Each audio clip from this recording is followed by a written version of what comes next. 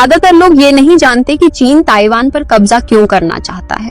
चीन ने रिसेंटली अपने फाइटर जेट्स ताइवान की रिस्ट्रिक्टेड एयर स्पेस में भेजे थे। ये एक क्लियर सिग्नल था कि चीन ताइवान को इन्वेड करने का प्लान बना रहा है। अब सवाल ये उठता है, जब चीन ऑलरेडी इतना बड़ा और पावरफुल मुल्क है तो फिर एक छोटी सी आइलैंड नेशन ताइवान उसके लिए इतनी जरूरी क्यों है?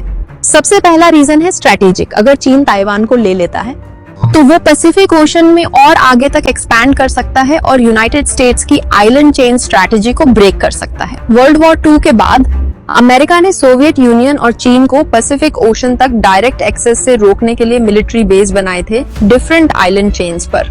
ये बेसिकली एक वॉल की तरह काम करते हैं जिससे चीन और दूसरे मुल्क उस ओशन में फ्रीली एंटर नहीं कर सकते थे।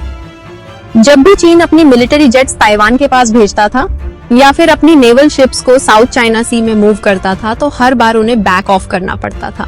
लेकिन अब पिछले कुछ सालों में ये नेवल प्रेजेंस चीन को डरा नहीं रही। अब बात करते हैं सबसे इम्पोर्टेंट रीजन की, और वो है सेमीकंडक्टर टेक्नोलॉजी। यूनाइटेड स्टेट्स तकरीबन पूरी तरह ताइवान पर डिपेंड करता है हाई एंड सेमीकंडक्टर चिप्स के लिए।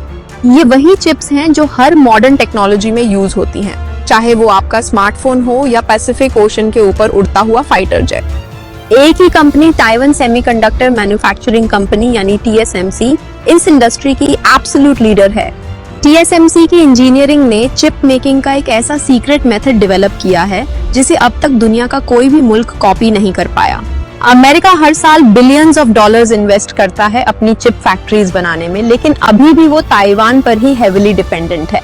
चीन को ये बात पता है और अगर ताइवान उसके कब्जे में चला जाता है तो वो इजीली यूनाइटेड स्टेट्स को सेमीकंडक्टर से कट ऑफ कर सकता है।